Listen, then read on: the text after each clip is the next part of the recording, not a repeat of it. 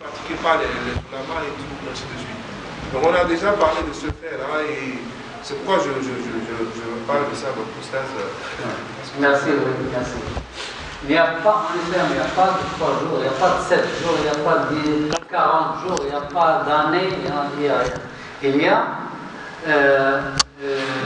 lorsque quelqu'un est mort, ce sont les voisins, la famille, surtout les voisins, préparent la nourriture pour la famille qui a perdu la personne pendant 3 jours.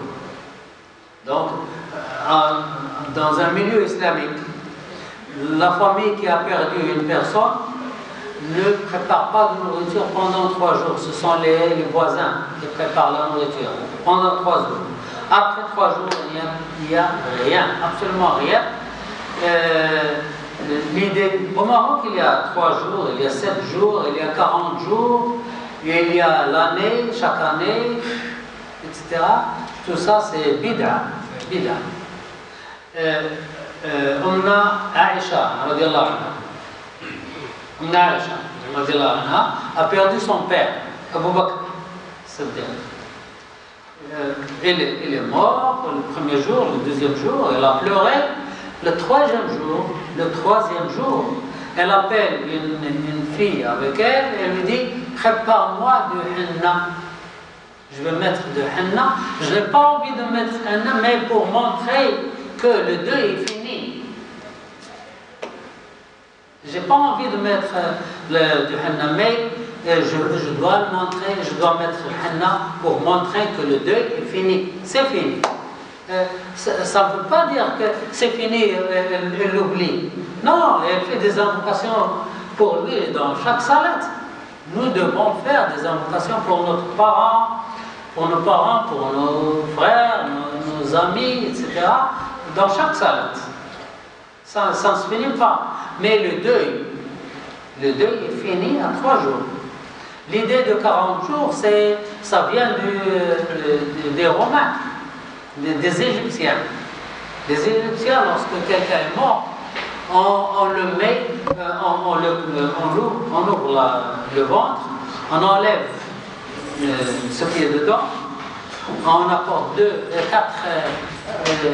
4 pots, on met dans un pot le cœur, l'autre le foie, l'autre 4. Et on enlève le cerveau avec un tige de fer, du nez, on enlève parce que le cerveau ne reste pas longtemps. Et on enlève les yeux, on met des billes et on remplit le ventre avec du coton et on le laisse 40 jours dans le sel. 40 jours dans le sel. Alors le sel absorbe les liquides du corps. Après 40 jours, on le nettoie et on le met dans le miel. Dans le miel, 30 jours. Ça fait 70 jours. Donc la momie se fait en 70 jours. Ce 40 jours vient peut-être des parents, des Égyptiens. Vous savez, qu'est-ce que ma préoccupation, même chez nous, il y a ces pratiques-là. Mais ça, qu'est-ce que j'ai posé la question, comme question, c'est différent. Vous savez, même quoi, c'est un enfant, par exemple, qui est en Europe, le moment qu'il a trouvé l'argent, peut-être là, il a l'argent maintenant, donc leurs parents étaient morts depuis longtemps, ça fait 2 ans, 3 ans. Donc il va, s'il vient, il faut même communiquer les imams de ville, donc il va faire ça comme, il va s'amener les gens, il va même, pour parler de nourriture, pour la personne qui va venir, donc ils vont faire la lecture du Coran, même le plan complet, c'est pas tellement Yassine, le plan complet avec les invocations, c'est ça, c'est juste pour les parents. Au Maroc aussi. Au Maroc, de temps en temps, on appelle un frère qui lit du Coran et on appelle ou bien les voisins ou bien les amis. On entend la lecture du Coran, on entend quelques chants religieux, et puis des invocations à la fin, et c'est tout. Ça, c'est permis de passer bida ou bien... Non, si on appelle le frère pour lire la lecture, c'est surtout pour les gens qui n'apprennent pas, qui ne connaissent pas, qui n'ont jamais été à l'école, qui ne peuvent pas lire le Coran. Alors, puisque eux, ils ne peuvent pas lire, ils appellent quelqu'un pour lire le Coran. C'est pour la bénédiction dans la maison. Mais si vous lisez le Coran, alors vous lisez, vous n'appelez personne. Vous lisez le Coran chaque jour chez vous et la bénédiction arrive. Mais l'objectif, ce n'est pas la bénédiction de la maison, l'objectif, c'est pour le mort, pour le parent qui est mort. C'est pour faire des invocations à celui qui est mort. Je pense que ce qu'il est en train de dire, c'est quelque chose qui est lié aussi à l'honneur de la mort aux yeux de la communauté. Si je ne me trompe pas, c'est ça. C'est lié à l'honneur du mort aux yeux de la communauté. C'est-à-dire, la personne, elle est décédée.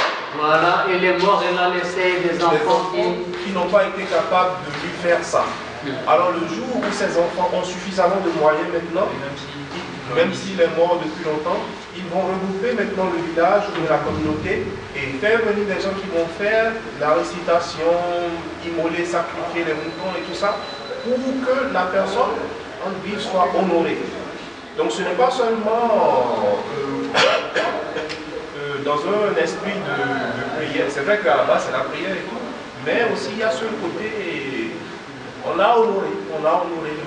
Il n'y a pas de mal d'appeler un frère pour lire le Coran et faire des invocations pour celui qui est mort et vous l'aidez avec de l'argent, mais vous ne donnez pas l'argent pour la lecture. Vous donnez l'argent pour aider le frère, l'imam, pour l'aider. Pas pour la lecture, parce que la lecture n'a pas de récompense, n'a pas de valeur. Donc, et lui, il lit un peu de Coran et il fait des invocations. Bien.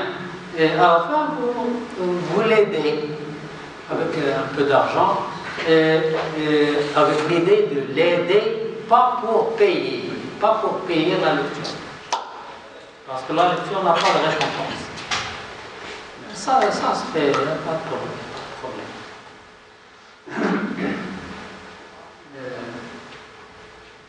Le temps s'approche.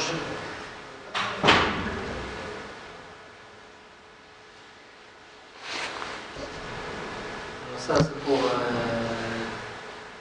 Uthman a groupé c'est pas lui le premier. Le Coran